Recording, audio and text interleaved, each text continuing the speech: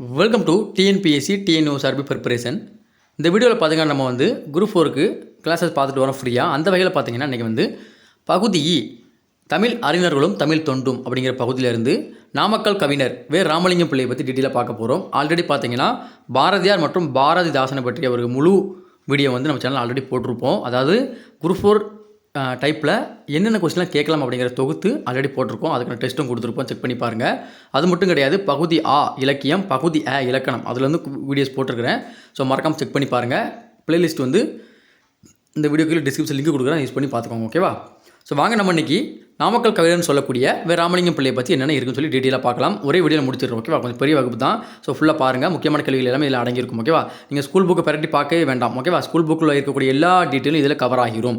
ஓகேவா? பிறப்பிலிருந்து இறப்பு வரைக்கும் என்னென்ன பண்ணியிருக்காரு, என்ன நூல்கள் எல்லாமே A to Z வே ராமலிங்கம் பிள்ளையை பற்றி இருக்கும். ஸோ அது ஒரு மட்டும் படித்தா போது நீங்கள் ஸ்கூல் புக்கு திருப்பிட்டு இருக்க வேண்டிய தேவை இருக்காது. ஓகேவா? ஸோ வாங்க கிளாஸ்க்குள்ளே போயிடலாம். வே ராமலிங்கம் பிள்ளை அவருடைய இயற்பெயர் என்ன கொடுத்துருக்காங்க? ராமலிங்கம் பிள்ளை தான். என்ன தான் ராமலிங்கம் பிள்ளைன்னு பேருந்தால் கூட நாமக்கல் கவிஞர் தான் பார்த்தீங்கன்னா புகழ்பெற்ற பேராக இவருக்கு விளங்கி கொண்டு வருகிறது. ஓகேவா? அடுத்து அவருடைய பெற்றோர் வெங்கடராம பிள்ளை, அம்மணி அம்மாள். வெங்கடராம பிள்ளைங்கிறது பார்த்தீங்கன்னா அவருடைய அப்பா. பெற்றோர் அம்மா வந்து பார்த்தீங்க அப்படின்னா அம்மணி அம்மாள். அடுத்து இவர் பிறந்த ஊர் பார்த்தீங்க அப்படின்னா நாமக்கல். ஸோ நாமக்கல்லில் பிறந்தனால தான் இவரை நாமக்கல் கவிஞர் என்ற சிறப்பு பேர் ஒன்று அழைக்கிறார்கள். ஓகேவா? எப்போ பிறக்கிறாரு? 19/10/1888 பிறக்கிறாரு. 24/8/1972 இறக்குறாரு. ஓகேவா? ஸோ கிட்டத்தட்ட எத்தனை வருஷம்பா? 100 வருஷங்கள் ஆள கொஞ்சம் கம்மியாக இருக்க. அப்படி தான் 88னா அதில் ஒரு 8, இதில் ஒரு 8 16. ஓகேவா? 16ங்கும் போது 84 வருஷங்கள் வாழ்ந்திருக்கிறாரு. ஓகேவா?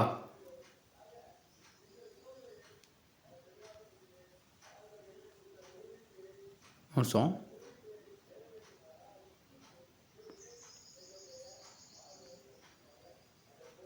சரி, ஓகே. அடுத்து பார்த்தீங்கன்னா இவருடைய சிறப்பு பெயர்களை பார்க்கலாமா? இயற்பெயர் பார்த்தாச்சு என்ன? ராமலிங்கம் பிள்ளை. பெற்றோர் வெங்கடராம பிள்ளை, அம்மணி அம்மாள். ஊர் நாமக்கல். காலம் பார்த்தீங்கன்னா 19/10/1888 டு 24/8/1972 வரைக்கும் இருந்திருக்கிறாரு. ஸோ அடுத்து பார்த்தீங்கன்னா இவருடைய சிறப்பு பெயர்கள் நாமக்கல் கவிஞர் எல்லாருக்கும் தெரிஞ்சது தான். ஓகேவா? அடுத்து முக்கியமான பேர் பார்த்தீங்க அப்படின்னா காந்திய கவிஞர். காந்திய கவிஞருங்க பார்த்தீங்கன்னா ஒரு சிறப்பான பெயர் புத்தகங்களே கொடுத்துருப்பாங்க. ஓகேவா? ஸோ காந்திய கவிஞர் இவர் தான். காந்திய கவிஞர் அழைக்கப்படுவர் யார்? நம்ம நாமக்கல் கவிஞர். அடுத்து ஆஸ்தான கவிஞர், காங்கிரஸ் புலவர். அடுத்து புலவர் அப்படின்னு பேர் யார் கொடுத்துருக்காங்கன்னா விஜயராகவ ஆச்சாரியார் அப்படிங்கிறவர் கொடுத்துருப்பாரு. ஸோ சிறப்பு பேர்கள்னு பார்க்கும்போது ஒரு எத்தனை பேர் இருக்குது? நாமக்கல் கவிஞர், காந்திய கவிஞர், ஆஸ்தான கவிஞர், காங்கிரஸ் புலவர் அப்படிங்கிற பேர் கொடுத்துருக்காங்க. ஸோ அந்த புலவர் அப்படிங்கிறத பார்த்தீங்கன்னா விஜயராகவ ஆச்சாரியார் கொடுத்துருக்கிறார். யாருக்கு? அந்த ராமலிங்கம் பிள்ளை அவர்களுக்கு. ஸோ அடுத்து பார்த்தீங்க அப்படின்னா படைப்புகள். சிறப்பு பெயர்கள் பார்த்தாச்சு. அடுத்து பார்த்தீங்கன்னா படைப்புகள் பார்த்த வரைக்கும் பார்த்தீங்கன்னா இசை நாவல்கள் ஒரு 3 எழுதியிருக்கிறாரு. கட்டுரைகள் ஒரு 12 எழுதியிருக்கிறாரு. தன் வரலாறு நூல்கள்னு சொல்லிட்டு ஒரு 3 எழுதியிருக்காரு. புதினங்கள் பார்த்தீங்கன்னா ஒரு 5, இலக்கிய திறனாய்வுகள் 7 நூல்களும், கவிதை தொகுப்புகள் 10, சிறுகாப்பியங்கள் 5, மொழிபெயர்ப்புகள் 4 பார்த்தீங்கன்னா இவர் படைச்சிருக்கிறாரு. இதெல்லாம் பார்த்தீங்க அப்படின்னா முக்கியம் தான். ஒரு பொறுத்துகளை கேட்கலாம். ஓகேவா? மற்றபடி வேலையிலும் கேட்க மாட்டாங்க. பொறுத்துகளை கேட்க சான்சஸ் அதிகம். இசை நாவல்கள் 3, கட்டுரைகள் 12, தன் வரலாறு 3, புதினங்கள் 5, இலக்கிய திறனாய்வுகள் 7, கவிதை தொகுப்புகள் 10, சிறுகாப்பியங்கள் 5, மொழிபெயர்ப்புகள் 4. ஓகேவா? மறந்துடக்கூடாது. அடுத்து இவருடைய நூல்கள். இது பார்த்திங்க அப்படின்னா ஸ்கூல் புக்கில் 6ல் இருந்து 12th வரைக்கும் எங்கெல்லாம் அவர் இருக்கிறாரோ அங்கெல்லாம் பார்த்தீங்கன்னா இவருக்கு நூல் கொடுத்துருப்பாங்க. அதை புறம் தொகுத்து ஒரே இதாக கொடுத்துருக்காங்க. ஓகேவா? அவனும் அவளும் அப்படிங்கிறது பார்த்திங்கன்னா ஒரு காப்பியம். இலக்கிய இன்பம், தமிழன் இதயம், இது ஒரு பார்த்திங்கன்னா ஒரு கவிதை தொகுப்பு. என் கதை அப்படிங்கிறது பார்த்திங்கன்னா அவருடைய சுய வரலாறு. சங்கொலி அப்படிங்கிறது பார்த்தீங்கன்னா கவிதை தொகுப்பு. கவிதாஞ்சலி, தாயார் கொடுத்த தனம், தேமதுர தமிழோசை, பிரார்த்தனை, இசைத்தமிழ், தமிழ் தேர், தாமரை கண்ணி. ஓகேவா? இதெல்லாம் பார்த்தீங்கன்னா அவருடைய முக்கியமான படைப்புகள். கற்பகவல்லி, காதல் திருமணம், இதெல்லாம் பார்த்தீங்கன்னா அவருடைய முக்கியமான நூல்கள். ஓகேவா? என்னெல்லாம் பாருங்கள். அவனும் அவளும், இலக்கிய இன்பம், தமிழன் இதயம், என் கதை, சங்கொலி, கவிதாஞ்சலி, தாயார் கொடுத்த தனம், தேமதுர தமிழோசை, பிரார்த்தனை, இசைத்தமிழ், தமிழ் தேர், தாமரை கண்ணி, கற்பகவல்லி, காதல் திருமணம். ஓகேவா? அடுத்து பார்த்தீங்கன்னா இவர் எழுதிய ஒரு சில புதினங்கள் கொடுத்துருக்காங்க. மலைக்கல்லன் எப்போ வெளியிட்டிருக்காரு? 1942 வெளியிட்டிருக்காரு.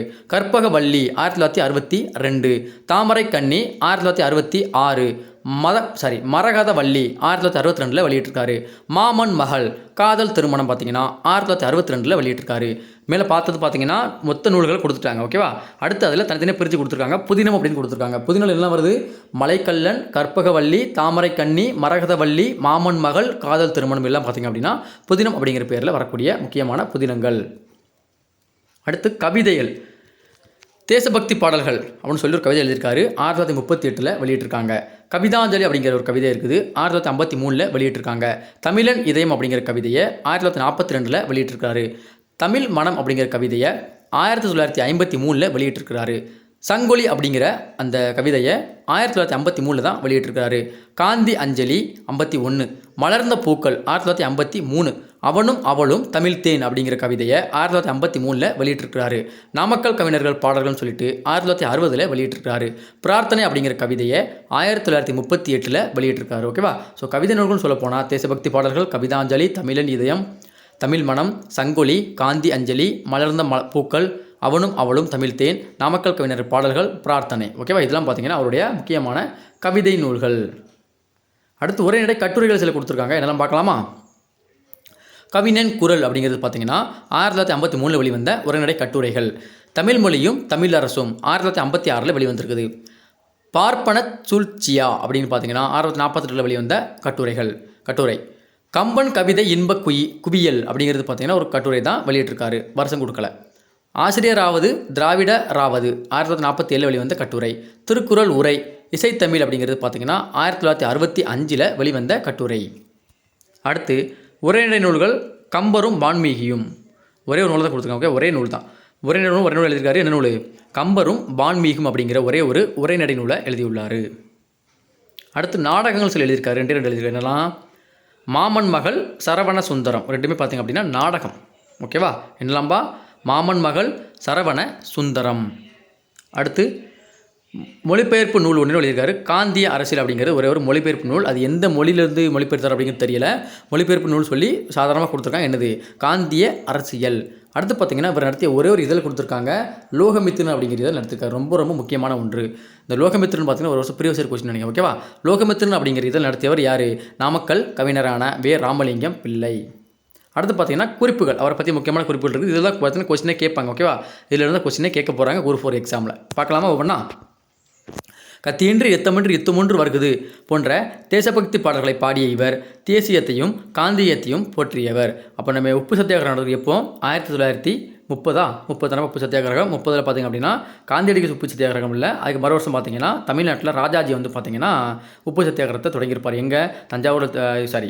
திருச்சியில் தொடங்கி தஞ்சாவூர் வேதாரண்யத்தில் முடிப்பார். அப்படி தான். ஸோ அங்கே போகும்போது பார்த்தீங்கன்னா இந்த பாடலை பாடியிருப்பார். என்ன பாடல்?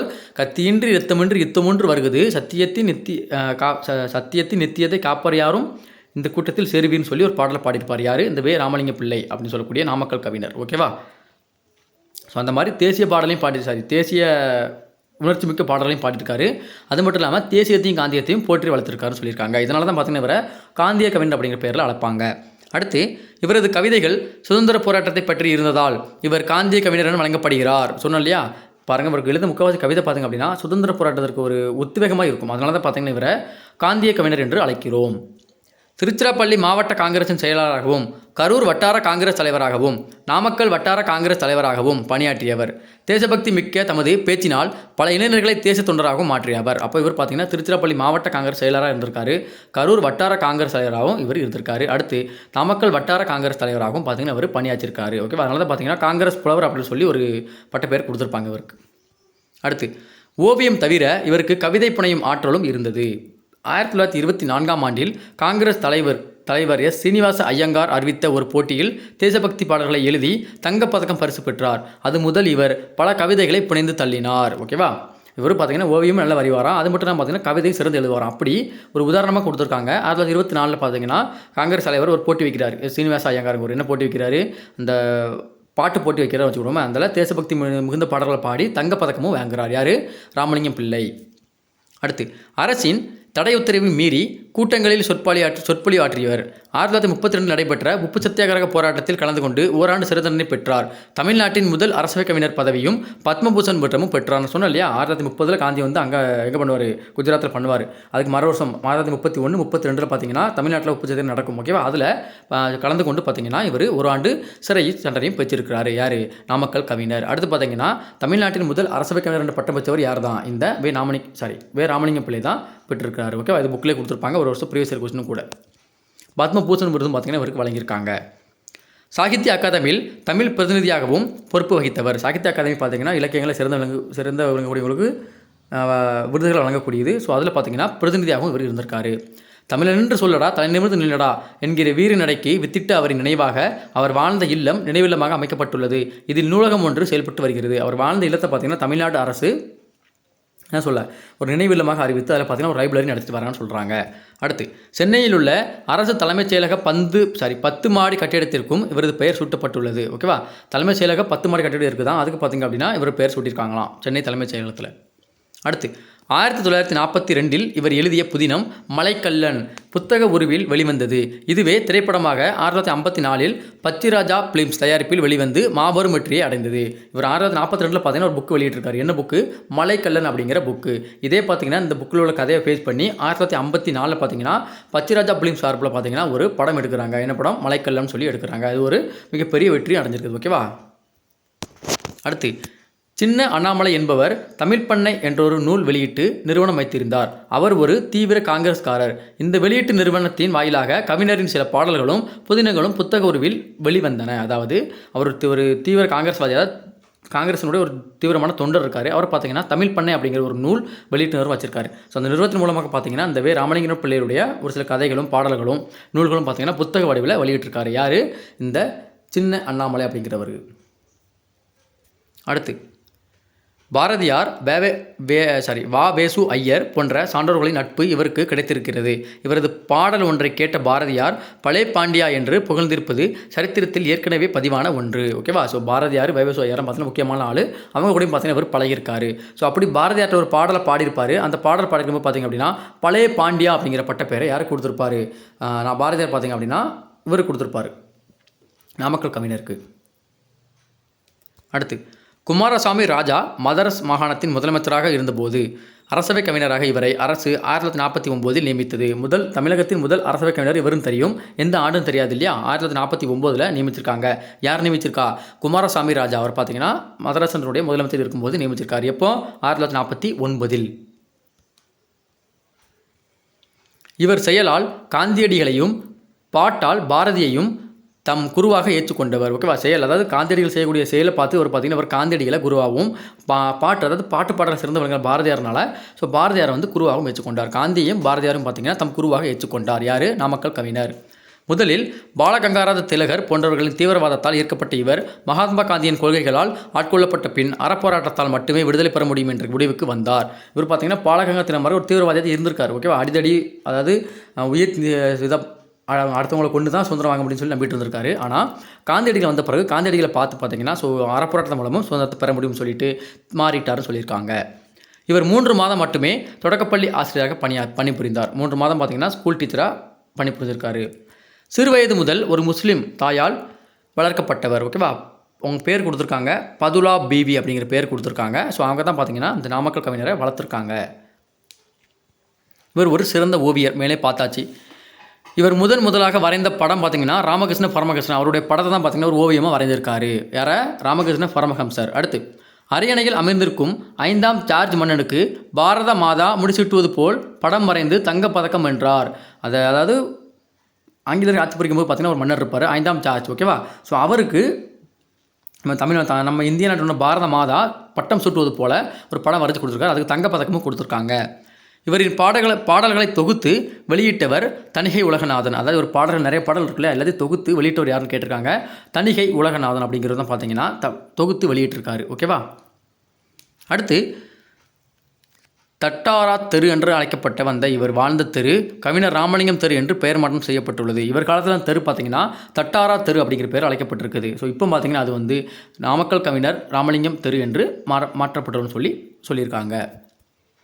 சேலம் அருங்காட்சியகத்தில் நாமக்கல் கவிஞர் ராமலிங்கம் அவர்களின் உடைமைகள் காட்சிக்கு வைக்கப்பட்டுள்ளன. அதாவது சேலத்தில் பார்த்திங்க அப்படின்னா அருங்காட்சியகம் இருக்குது. அங்கே பார்த்திங்கன்னா இவருடைய அந்த வாழ்க்கை சம்மந்தமான பொருட்கள் எல்லாமே பார்த்திங்கன்னா பார்வைக்கு வைக்கப்பட்டுள்ளன்னு சொல்லியிருக்காங்க. அடுத்து பார்த்திங்கன்னா கவிஞரின் நாட்டுப்பற்று. முத்தமிழிலும் ஓவியக்கலையிலும் வல்லவர், சிறந்த விடுதலை போராட்ட வீரரும் ஆவார். உப்பு சத்தியாகிரகத்தில் பங்கு பெற்றதால் சிறை தண்டனையும் அடைந்தார். மேலே நம்ம பார்த்தாச்சு இது எல்லாம். ஓகேவா. அடுத்து கத்தியின்றி இரத்தமின்றி யுத்தமொன்று வருகுது, சத்தியத்தின் நித்தியத்தை நம்பும் யாரும் சேருவீர் என்னும் பாடலை உப்பு சத்தியாகிரகத்தை தொண்டர்களின் வழிநடை பாடலாக பாடி செல்வதற்கு ஏற்றி கொடுத்தார். ஓகேவா. நான் பாடல் அப்படியே படிச்சு காமித்தேன் இல்லையா. ஸோ சூப்பர் பாடல் அவர் தான் படிச்சிருப்பார். ஓகேவா. மொழிப்பற்று. தமிழ் தாய் வாழ்த்து. தமிழ் அன்னைக்கு திருப்பணி செய்வோமோ, தரணிக்கே ஓரணி செய்வோமோ, அமிழ்தல்லும் தமிழ் மொழி என்றோரோ அப்பெயர் குறைவது நன்றாமோ அப்படின்னு சொல்லி ஒரு பாடலை சிறப்பாக பாடியிருக்காரு. ஓகேவா. அடுத்து நாமக்கல் கவிஞர் சிறப்பு சொல்லியிருக்காங்க. ஓகேவா. இவர் தமிழக அரசின் முதல் அரசவை கவிஞர் ஆவார். மேலே பார்த்தாச்சு 1949 ஆகியிருப்பார். ராசாசி திலகர் விதைத்த வித்து பாரதியாக முளைத்தது. காந்தி தூவிய விதை நாமக்கல் கவிஞராக தோன்றியது. அதாவது ராஜாஜியும் திலகரும் விதைத்த விதைன்னு சொல்லிட்டு யாரை சொல்லுவாங்கன்னா பாரதியாரை சொல்லுவாங்க. அதே மாதிரி காந்தி விதைத்த வித்துன்னு கேட்டால் யாரை சொல்லுவாங்க, நாமக்கல் கவிஞரை சொல்லணும். ஓகே அப்படின்னு சொல்லி இங்கே சொல்லியிருக்காங்க. அடுத்து ராஜாஜி இந்த சமயத்தில் பாரதி இல்லை என்று ஏங்கினேன், அந்த குறையை நீங்கள் நீக்கிவிட்டீர்கள் அப்படின்னு சொல்லியிருக்காரு. ராஜாஜி யார் சொல்லியிருக்காரு, நாமக்கல் கவிஞர் சொல்லியிருக்காரு. பாரதியார் பார்த்தீங்கன்னா உப்புச்சதிகாரத்தில் இருக்க மாட்டார். ஓகேவா. ஸோ அவர் இல்லை, அதுக்கு அந்த குறை ஏற்றுக்கு யார் வந்துட்டா, நீங்கள் வந்துட்டீங்கன்னு சொல்லி நாமக்கல் கவிஞரை சொல்லியிருப்பார். பாரதியார் பார்த்திங்க அப்படின்னா பழைய பாண்டியா நீர் ஒரு புலவர் ஐயமில்லை அப்படின்னு சொல்லி ஒரு பட்டத்தை கொடுத்துருப்பாரு. இது ஒரு முக்கியமான கூற்று, மறந்துடக்கூடாது. ஓகேவா. பழைய பாண்டியா நீர் ஒரு புலவர் ஐயமில்லை அப்படிங்கிற பட்டத்தை பாரதியார் யார் கொடுத்துருப்பா, நாமக்கல் கவிஞருக்கு கொடுத்துருப்பாரு. நாட்டுக்கும்மி என்ற தலைப்பின் 100 தேசபக்தி பாடல்களை எழுதி சேலம் எஸ் விஜயராகவ ஆச்சாரியார் முன்பு பாடி அரங்கேற்றம் செய்தார். ஆச்சாரியார் அவருக்கு புலவர் என்ற பட்டம் வழங்கினார். நம்ம மேலே பார்த்தோம் இல்லையா, புலவர் அப்படிங்கிற பட்டம் பேர் இருக்குது. அதை விஜயராகவ ஆச்சாரி வழங்கியிருப்பார். ஏன் வழங்கியிருக்காருன்னா, நாட்டுக்கும்மி அப்படிங்கிற தலைப்பில் ஒரு தேசபக்தி 100 தேசபக்தி பாடலை பாடி அவரை ஆச்சரியப்படுத்தியிருப்பார். அதனால் பார்த்தீங்கன்னா விஜயராகவாச்சாரியார் பார்த்தீங்கன்னா இவருக்கு புலவர் அப்படிங்கிற பட்டத்தை கொடுத்துருப்பார். ஓகேவா. அடுத்து தமிழன் என்று சொல்லடா தலை நிமிர்ந்து நில்லடா என்கிற வீர நடைக்கு வித்திட்டு அவரின் நினைவாக அவர் வாழ்ந்த இல்லம் நினைவில்லமாக அமைக்கப்பட்டுள்ளது. சென்னையில் உள்ள அரசு தலைமைச் செயலகம் 10 மாடி கட்டிடத்திற்கும் இவரது பெயர் சூட்டப்பட்டுள்ளது. நம்ம மேலே பார்த்தாச்சு ஆல்ரெடி. அடுத்து தமிழக சட்ட மேலவை உறுப்பினராக நியமனம் செய்ய பெற்றார். சட்ட மேலவை இருந்தது எப்போ, 1986 தான் பார்த்தீங்கன்னா சட்ட மேலவை நீக்கியிருப்பாங்க. ஸோ இவர் இருக்கும்போது பார்த்தீங்கன்னா அந்த சட்ட மேலவை இருந்திருக்கும். அதில் உறுப்பினராகவும் பார்த்தீங்கன்னா நியமனம் செய்யப்பட்டிருக்காங்க. இவர் பத்மபூஷன் விருது பெற்றுள்ளார். இந்திய அரசின் ஒரு உயரிய விருது பார்த்தீங்கன்னா பத்மபூஷன், அதையும் இவர் வாங்கியிருக்காரு. அடுத்து நாமக்கல் கவிஞர் சில முக்கியமான பாடல் வரிகள் கொடுத்துருக்காங்க, பார்க்கலாமா. கத்தியின்றி இரத்தமின்றி யுத்தமொன்று வருகிறது தமிழன் என்று இனமோர், இது முதல் வரி, முதல் பாட்டு.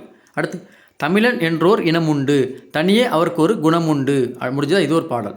தமிழன் என்று சொல்லடா தலை நிமிர்ந்து நில்லடா, இது ஒரு பாடியது தான். இந்திய நாடு என்னுடைய நாடு என்று தினம் தினம் நீ அதை பாடு அப்படிங்கிறது ஒரு பாடு. ஓகேவா. பாட்டாளி மக்கள் பசி தீர வேண்டும், பணமென்ற மோகத்தின் விசை தீர வேண்டும், கைத்தொழில் ஒன்றை கற்றுக்கோள் கவலை உனக்குள்ளே ஒத்துக்கோள், இதுவும் பார்த்தீங்கன்னா ராமலிங்கம் பிள்ளை தான் சொல்லியிருக்காரு. ஓகேவா. இதோட பார்த்தீங்கன்னா ராமலிங்கம் பிள்ளை வகுப்பு முடிஞ்சது. இந்த பாடல் வரிகள் ரொம்ப ரொம்ப முக்கியம், மறந்துடவே கூடாது. என்னெல்லாம் பார்க்கலாமா, ரிவிஷன் ஒருத்தர் கொடுக்குறேன் பாருங்கள். கத்தியின்றி இரத்தமின்றி யுத்தமொன்று வருகிறது, முதல் பாட்டு. தமிழன் என்றோர் இனமுண்டு தனியே அவருக்கு ஒரு குணமுண்டு, இது ஒரு முக்கியமான பாடல் வரி. தமிழன் என்று சொல்லடா தலை நிமிர்ந்து நில்லடா, இது ஒரு முக்கியமான பாடல் வரி. இந்திய நாடு என்னுடைய நாடு என்று தினம் தினம் நீ அதை பாடு அப்படிங்கிறது ஒரு முக்கியமான வரி. பாட்டாளி மக்கள் பசி தீர வேண்டும், பணமென்ற மோகத்தின் விசை தீர வேண்டும், இது முக்கியமான வரி. கைத்தொழில் ஒன்றை கற்றுக்கோள் கவலை உனக்களை ஒத்துக்கோள், இந்த பாடல் வரி எல்லாமே பார்த்தீங்கன்னா ரொம்ப ரொம்ப முக்கியமானது, கேட்க சான்சஸ் அதிகம். ஓகேவா.